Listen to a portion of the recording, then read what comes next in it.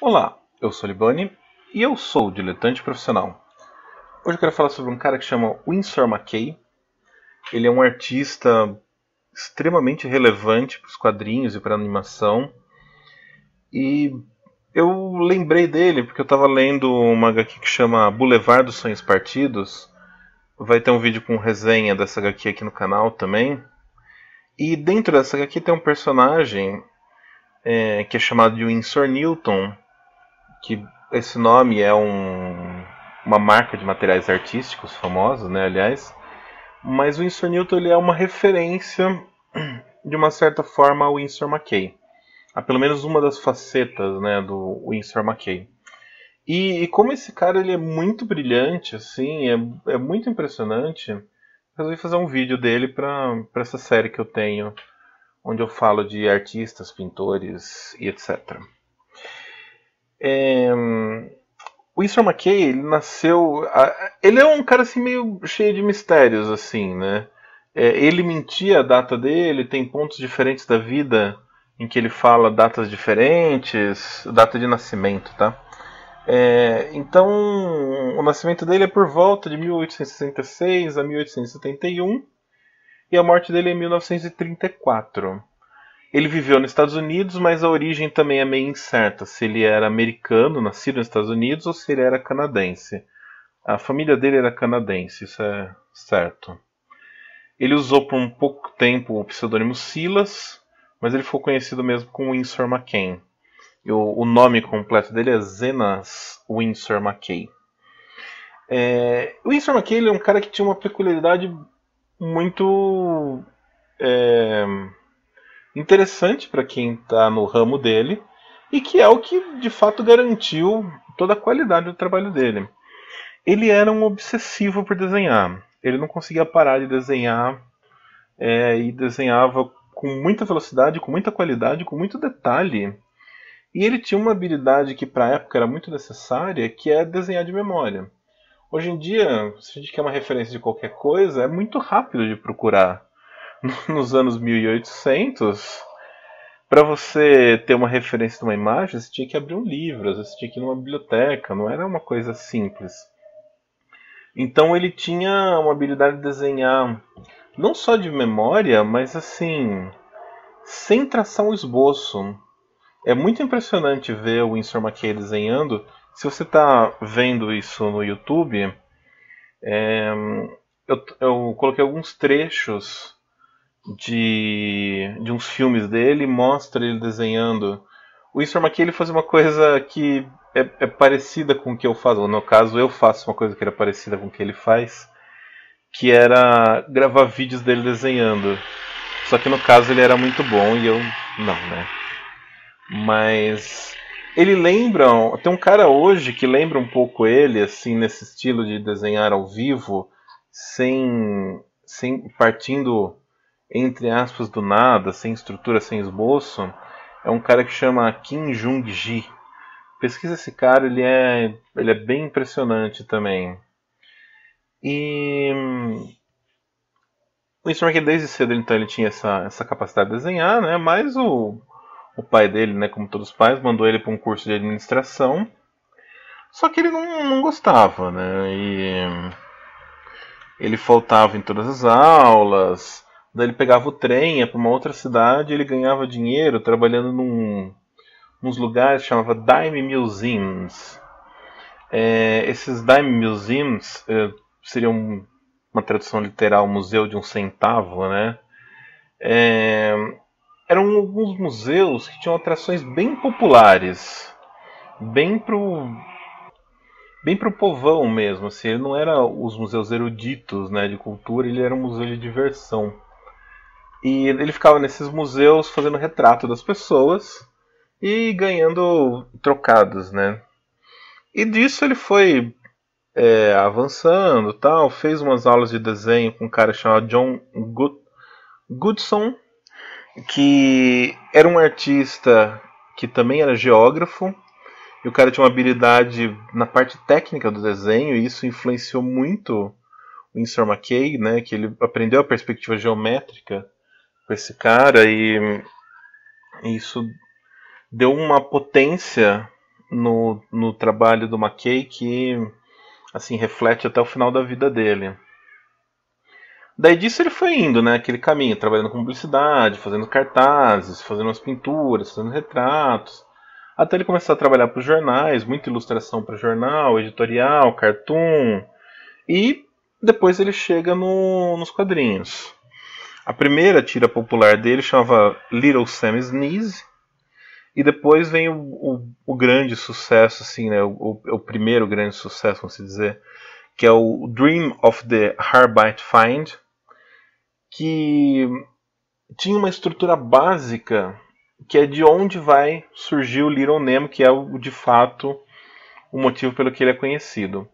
No Dream of the Harbite Find, a estrutura era assim, uma página, acontecia uma coisa muito louca ali naquela cena, e no último quadro a pessoa acordava ali porque ela estava tendo um pesadelo, porque ela comeu um sanduíche lá super pesado, que esse é Harbite aí, Find. E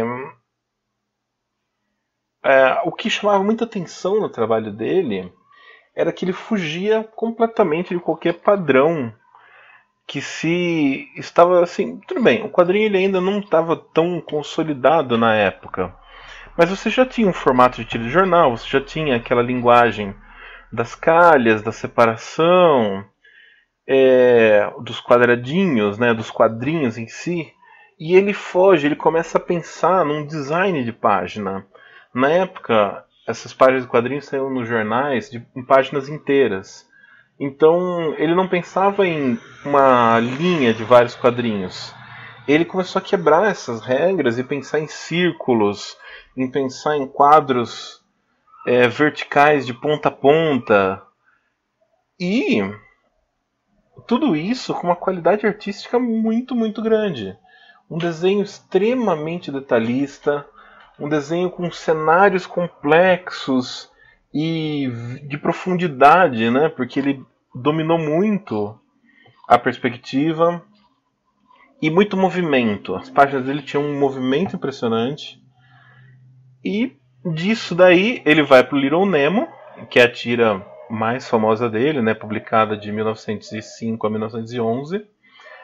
Que era um quadrinho infantil, colorido, página inteira, gigantesco, que mostrava, que introduz um conceito que vai ser assim a base da história em quadrinho, né, no mundo. Não sei se ele exatamente introduz esse conceito, mas ele é um dos primeiros a trabalhar com esse conceito de ter uma história com continuidade. Então, apesar de você conseguir ler cada página do Little Nemo isoladamente, que o que aconteceu no Little Nemo era um menino que ia para um reino fantástico e tal, acontecia alguma coisa muito louca, sempre naquele design muito louco do McKay, e no último quadrinho ele sempre acordava antes de resolver a situação, ou quando a situação complicava muito. E essas páginas vão formando uma história longa e muito complexa, com vários personagens. Existem republicações, todo o material do Winsor McCay, esses vídeos, essas imagens que estão aparecendo no YouTube, eles já estão em domínio público. E existem várias publicações nos Estados Unidos, republicações desses materiais, e são em livros gigantescos, com páginas maravilhosas. Assim, é muito impressionante o trabalho dele republicado. Na exposição do Miss, que eu até falei em outro vídeo, tem uma página de jornal da época. E assim, o trabalho de cores que ele fazia era surpreendente. Era surpreendente. Você vê uma página impressa ali do Little Nemo na época, era uma coisa assim surreal. E além de toda essa questão da habilidade dele, ele incorporou muito um estilo de arte nouveau, que é o estilo do Mucha. Aliás, é um cara que merece um vídeo aí no canal, mais pra frente eu acho que eu vou fazer. Então tinha todo o lance da construção daquelas molduras, daquele desenho de linha, mas com volume muito bonito. Assim, é impressionante. O trabalho do McKay, se você colocar hoje em dia, o trabalho dele ainda é atual. Não em termos de roteiro, porque, né, obviamente, se perde, mas em termos visuais, o trabalho dele é atual até hoje. E além desse trabalho com quadrinhos, né, que foi muito relevante, ele é um dos pioneiros da animação. Não foi o primeiro cara da animação, mas ele é um dos pioneiros. Isso daí veio da obsessão dele de desenhar, né, muitas vezes. E ele via aqueles flipbooks, aquele livrinho que você faz vários desenhos, um em cada página, daí você gira as páginas e forma uma animaçãozinha, né?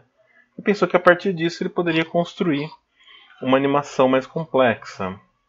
E diz a lenda que tem um colega dele, um desenhista chamado George McManus, que fez uma aposta com ele também na época que ele não conseguiria desenhar o volume suficiente de desenhos para fazer uma animação.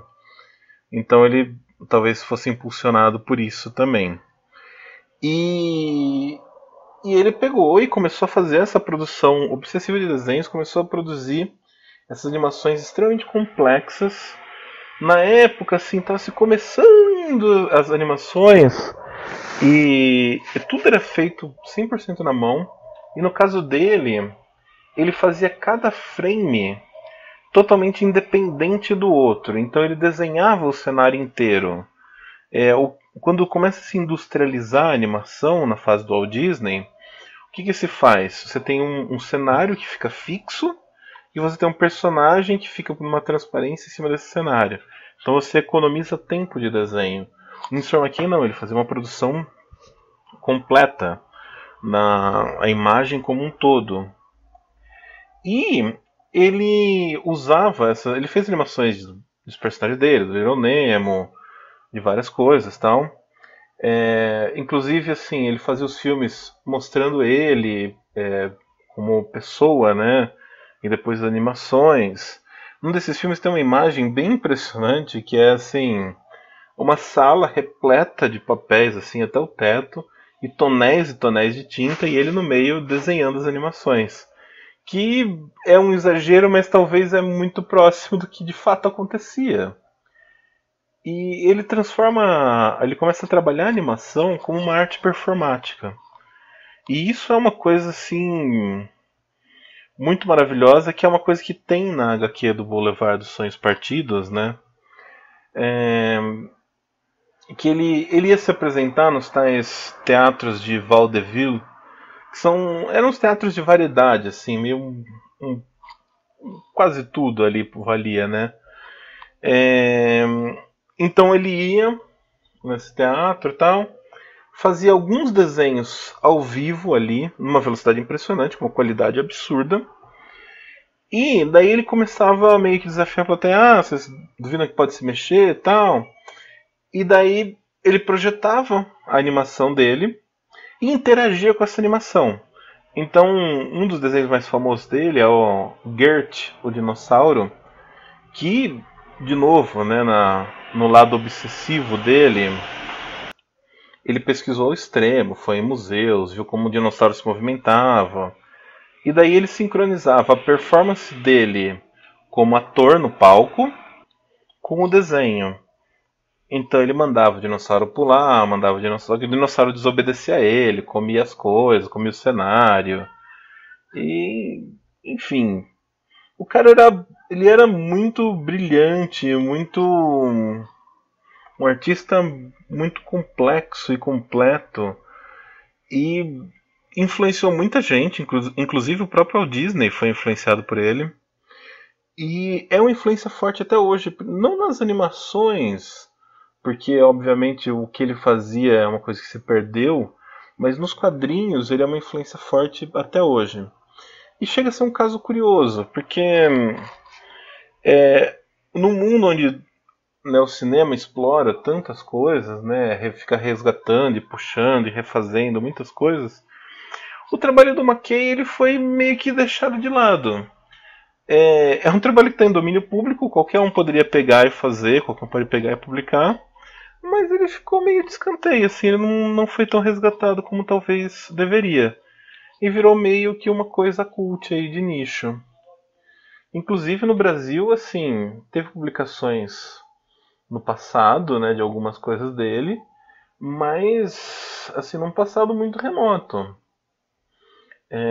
Disse em algum momento que talvez uma editora fosse trazer Little Nemo, mas esse projeto nunca andou.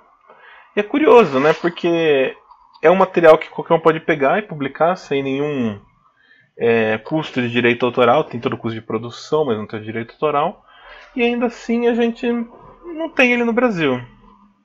Né? Talvez não tenha público, não sei. Talvez o pouco público que tenha já comprou as edições gigantes, maravilhosas que tem nos Estados Unidos. Mas sei lá. É um trabalho fantástico, é um trabalho muito legal e é um artista que vale a pena conhecer. Então é isso. Obrigado aí pela paciência.